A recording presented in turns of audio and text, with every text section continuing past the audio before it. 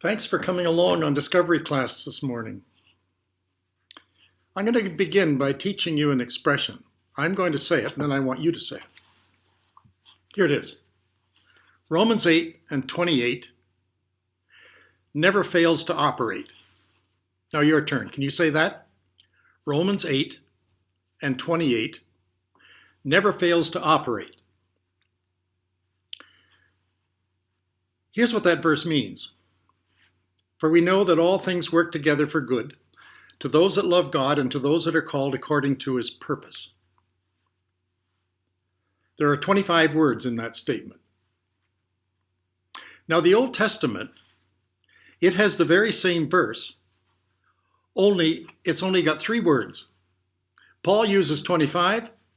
The writer of Genesis, he only uses 3. Now, it's the very same words, and it has the very same meaning. It all has to do with God's sovereignty. It's found in the book of Genesis. Romans is in Paul's writing. These writings say that I am Joseph. And both verses teach the sovereignty of God. Ron, come on. Paul says, I don't care what's going on in your life. Whether they're good or bad, all things work together for good to those that love God and to those that are called according to his purpose. Now, the writer of Genesis, he's saying the very same thing. Joseph suffered more than anyone in the whole Old Testament. But when he revealed himself to his brothers, suddenly the reader of Joseph's story sees that it all makes sense. All things work together for good to those that love God. What about you? Can you say that? Can you repeat all things work together for good to those that love God and to those that are called according to his purpose? I think all of us in life have had setbacks. I've had them, you've had them. And you can't explain them. But suddenly, as you've moved along now in life, you begin to sense that it all makes sense. Do you know what that's called? Theologians use the term, it's the sovereignty of God. He is in every experience in life, whether they're good or whether they're bad. Now, maybe you're here this morning and you're part of the class, and you're a volunteer at our church here at Brentview. As a volunteer, have people put you down? Have they let you down? You've given the best that you've got in the job, and suddenly people aren't happy with what you've been doing. Maybe you're an elder. And being on the elders board, you sort of become the lightning rod to everyone's proposals and maybe their criticism. How do you take that? Can you say, like Paul did, all things work together for good? Sometimes you can't. Pastors have a rough go of that. Many a pastor has left his job for the wrong reason. He should have been there doing the Lord's work, but people said something and did something and accused something. Had nothing to do with him, but he took it personally and he left his work. Now remember, we're all born flawed. You are shapen in iniquity, the Bible says. We're born in sin. And because of that, we're all going to have an uphill battle all our life. Now, are you like me and you've experienced in time and in life what I will call moments in time? There's sort of the I am Joseph moment. When something happened and you experienced it, and it seems as if it froze in time and you can look back and it's just as fresh in your mind now as it was then. Let me give you some examples. When I was 5 years old, my dad took my brother and I downtown in our little village, back in Ontario. And he didn't tell me why he took us there. So Jim and I, we were standing next to Dad on Main Street, and it was full of people on both sides of the road. And there were grandmas, and there were workers, and there were shopkeepers, and there were kids out of school. Everybody in town was on Main Street, and it wasn't a big Main Street. And we were watching. And you know what we were watching? The train had just come in at the station, and we could hear the whistle. And getting off the train were a few soldiers that had come back from the battlefield over in Europe. And they had their duffel bags, and they got on the back of the little fire truck. And the little fire truck took them from the station right down Main Street. And here I was standing next to my dad, and for the first time I saw my dad with a tear in his eye. And not only did he have a tear in his eye, but I noticed that many along the street had the same. Old grandmas. They had come from their kitchen, and they still had on their apron. And when the fire truck went by, and there, somebody was cranking the siren, because that's what they did on those sirens. And I watched those old grandmas as they were waving their aprons, weeping. They were so happy. The war was over. Soldiers were coming home, and they were safely back in our arms again. That moment I'll never forget. It was as if it were yesterday, and I was only 5 years old. I also remember when I was 12 years old, I had gone to the movies, and they had one of the runs for the newsreel. And on the newsreel was the coronation of Queen Elizabeth. It was 1952. And it was in Westminster Abbey in London. And the Archbishop of Canterbury had lifted this beautiful crown and was placing it on a lady's head. And she was dressed in ermine and beautiful robes. And he was announcing to her that you are now the Queen of the British Empire. And there was celebration. The bells on the chapel began to ring. I watched her exit that long corridor of Westminster Abbey. If you've been there, you know what I'm saying. And then she get in this gold carriage drawn by these beautiful horses. And the bands were playing, and down through the streets of London, she rode in her carriage, waving to her new subjects, she being the new queen. I'll never forget that moment. All things worked together for good. King George her dad had died. He was King George VI. And after he passed away, the crown was passed to her now. She was a queen, not the king. And we had to even change our song in school. We had to sing God Save the Queen, not God Save the King. Remember those days? Well, anyway, that was a moment in time when everything changed. The king had gone. The new queen had appeared. Do you remember November 1963 in downtown Dallas? Went up on the 6th floor of a book depository building. Shots rang out, and President John F. Kennedy was killed. It was his assassination. Terrible day in the life of the whole world. You remember what you were doing. I can. But it's as if time stood still. President Kennedy of the United States was killed with a bullet from up there at that 6th floor on the depository building. And what a sad day for the United States. Do you remember when Lyndon Johnson was sworn in as the new president there on Air Force One on the flight back home to Washington? Harvey Oswald hadn't been found yet, but then they did find him, and then he had a terrible ending too to his life. But it was a frozen moment in time. Never forget that. Well, we've all had those moments. You've had them. I've had them.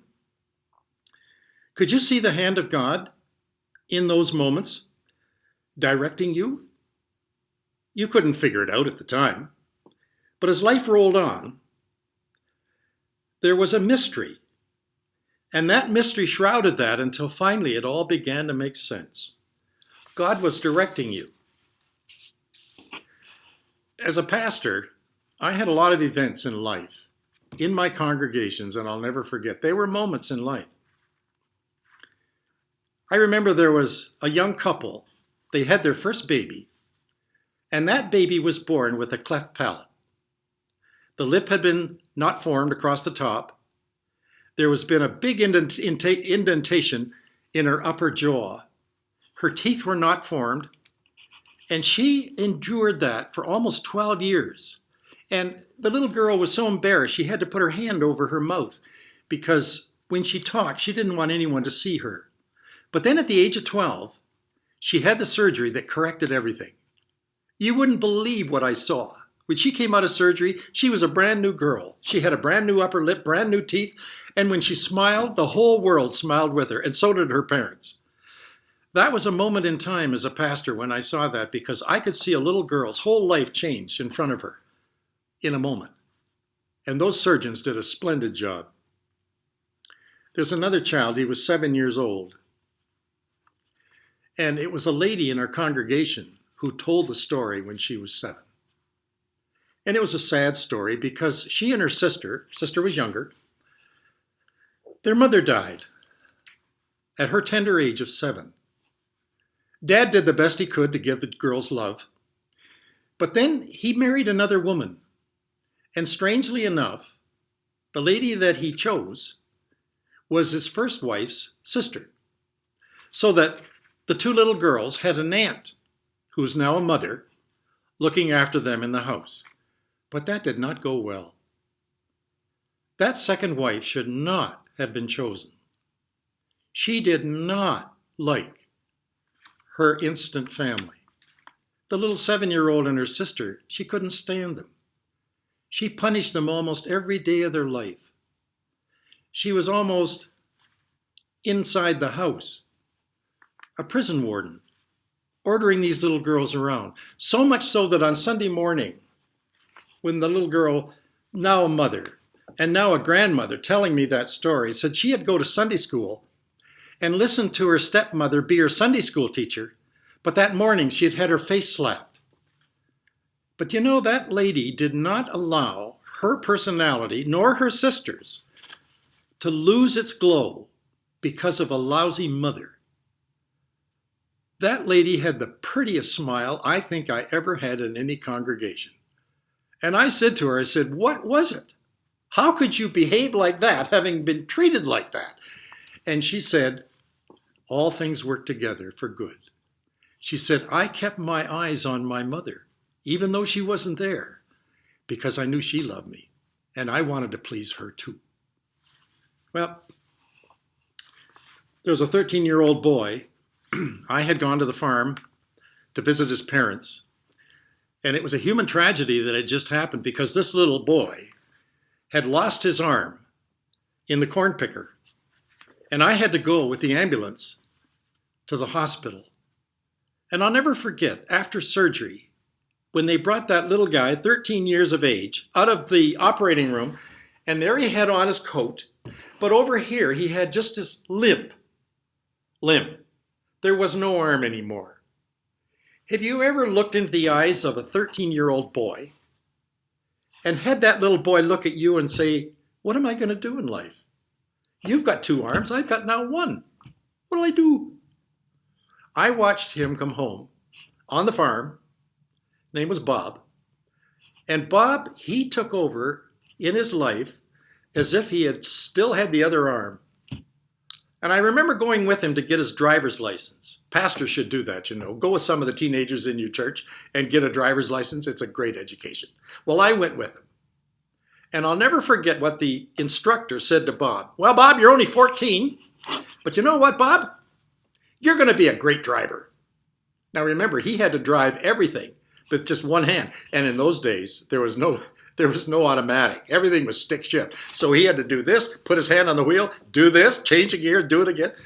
And yet that little guy, he passed his driver's license. Do you know, when I saw that, I couldn't have been more happy. I thought that was just about the part in my life that was the perk that I'd always wanted. All things work together for good to those that love God and to those that are called according to his purpose. I think if you were to ask Joseph, the prime minister now of Egypt, what was his moment in time, he would probably say this. It was when I had my brothers alone with me there in my house, and they were the ones that had sold me into slavery. And that happened 24 years ago. And then I said to my brothers, I am Joseph. This has to be one of the most dramatic moments in the entire scripture. His whole life of betrayal and his whole life of tragedy now all made sense. It was his moment of Romans 8 and 28. It never fails to operate. All things have worked together for good. I am Joseph. Just look with me in the lesson. The event that took place in Joseph's house that day with his brothers, there was a lot of emotion. Well, especially tears. And there was a lot of emotion of fear. Finally, after the tears and after the fear, there is inexpressible joy and tremendous understanding. It all happened in Genesis 45. From the moment that Joseph saw his brothers standing in line to buy food, his heart couldn't believe what was taking place. It was especially overwhelming the day that little Benjamin came back from over there in Canaan, whom Joseph had sent to get them. He was his only brother. These other brothers were from other mothers, but Rachel, Jacob's wife whom he loved with tender eyes, he had Joseph, she did, and then she had Benjamin. But in the delivery of Benjamin, she died. She died in that childbirth. And now there was just the two of them. And Joseph, when he was sold into slavery, this little guy hadn't been born yet. And he wanted to see him. His own flesh and blood from his own dad and his own mother. You can imagine the emotion that went on in his mind. He demanded at this moment all the servants in his house be removed. Okay, all you servants, I want you to go out the door now and shut the door. I want to be alone with these men. I can't imagine what these men were thinking. That's powerful. So he was left alone with the brothers. When the door was shut, the 11 brothers were left alone. There were 12 of them, including Joseph. The scripture says that Joseph began weeping. And it was so hard, his weeping, that it was wailing. And even the Egyptians out in the street, after the doors were shut, could hear him crying. So loud it was.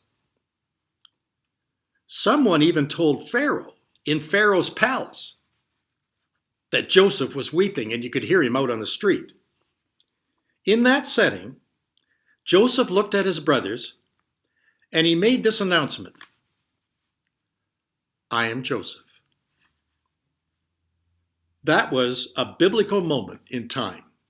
I don't think there's anything in all the other chapters and books of the Old Testament that ring as loudly as that little statement.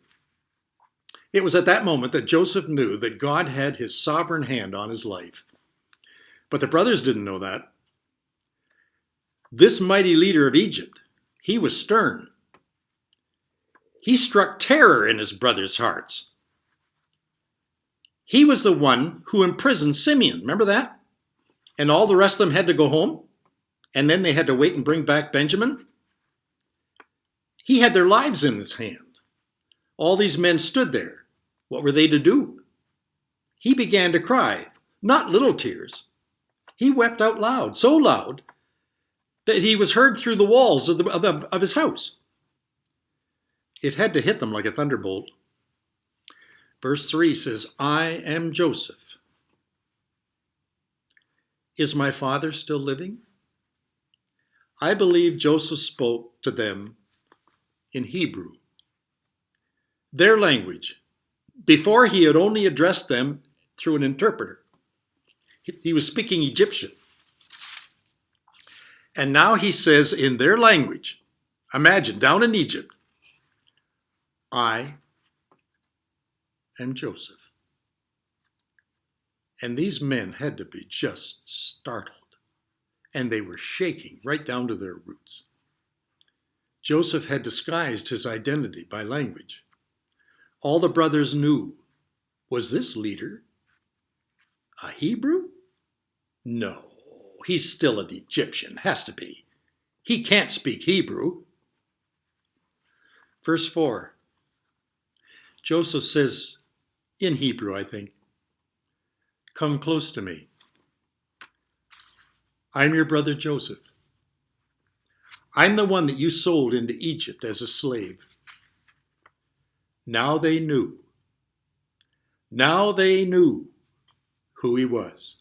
Who else would know that they had sold someone into Egypt and as a slave 20 years before? Who would have known that? Only this man is talking. I think as Joseph was talking, he removed his Egyptian headdress because he looked like an Egyptian. He was a leader. He was the prime minister. He had all his robe and garb. But I think at that moment, he took all of that off and he looked at them as brother to brother, as comrade to comrade, as kindred spirit to kindred spirit. There they had shame on their faces. I think their thoughts had been full of terror. There has to be reprisal. He's now going to get even with us. I know he will.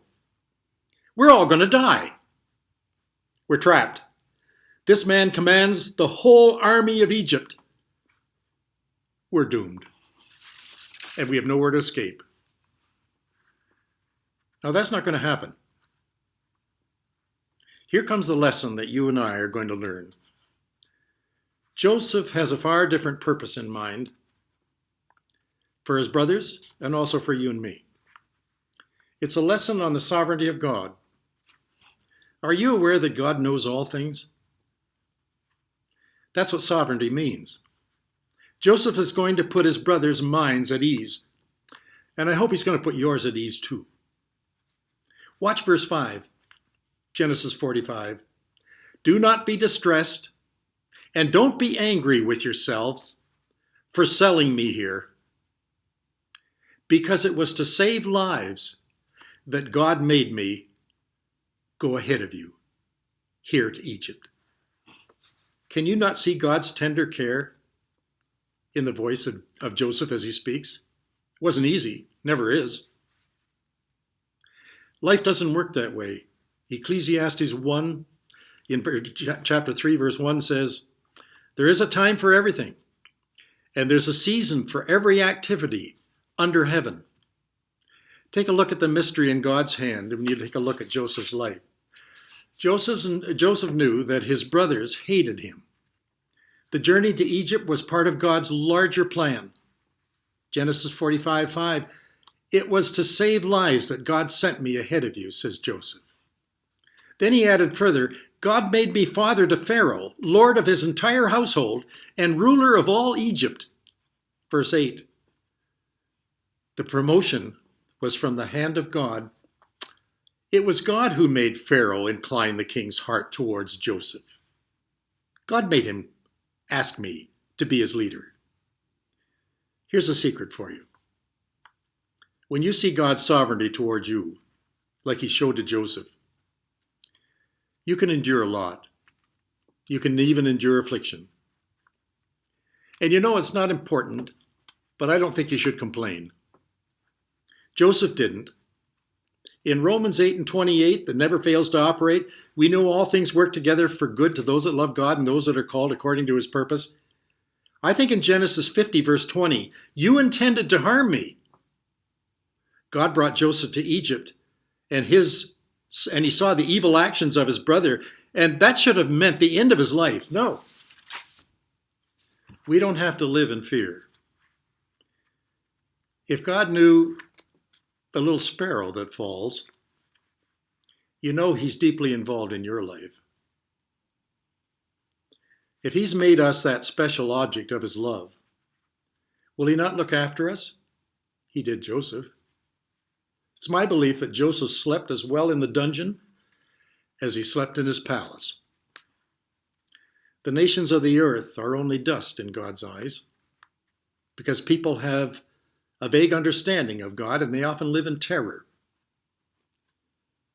This pandemic, I think, that's caused the whole world to take up and make notice, it's touched every shore. When will it end? We don't know. The little nation of Wales in the British Isles, there are certain villages where all the stores downtown are all boarded up. Over 40% of the population is unemployed. Hospitals are overflowing. Where is God in all of this? In the midst of all this uncertainty, has the Lord given us a sense of humility and He is still there and He's still in control? How do you treat others in the midst of your pandemic? Governments, I'm told, are beginning to stock up truckloads of tear gas because they're expecting revolts in the street. And you know, if that happens, I don't want anybody from Brentview standing and being part of that. We're not out to do that as Christians. That's not our job.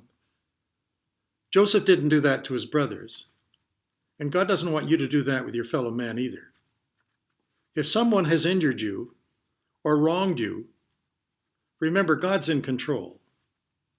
Release all that's been harming you and give it over to the hand of the Lord. Toss out all your bitterness and resentment, because if you don't, it'll rot your soul. Joseph's wonderful understanding of God's sovereignty was the key to his attitude towards his brothers. And as a matter of fact, towards life itself. I think when Joseph told his brothers who he really was, something magical happened.